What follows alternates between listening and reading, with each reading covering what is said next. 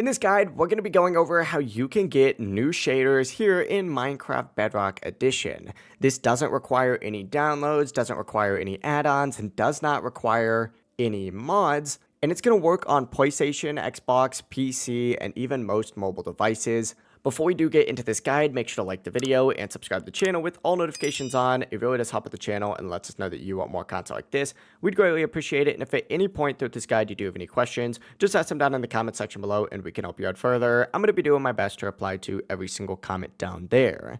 Now, from the main menu of Minecraft Bedrock Edition, go ahead and select on your settings. And from here, scroll down, and what you're looking for is this video tab on this left-hand sidebar. Go ahead and open this up. When you're in here, look for the graphics mode option up at the very top and just change this from, whatever it might be set to vibrant visuals. And after that, select favor visuals right below it. This is going to enable higher quality lighting and shading. Now, essentially scroll down on here towards the very bottom of this page, and there's a few other settings you're going to want to turn on, such as fancy leaves, turn that on, fancy bubbles, turn that on, and render clouds or fancy clouds, it's going to be called one of those two. Essentially turn those on as well. And you can also increase any other visual sliders or settings on this page if your device can handle it. Whenever that's done though, back out of your settings and it'll auto save, hit play, and get loaded into any world. It doesn't necessarily matter what world you are playing. And you could even create a new one if you want, but you'll immediately notice better lighting, softer shadows, improved clouds, and light fog effects. Now, these obviously aren't as intense as Java shaders,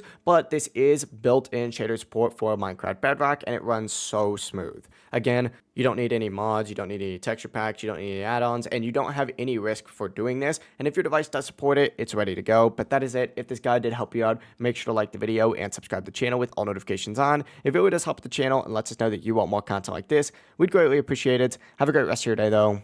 Peace.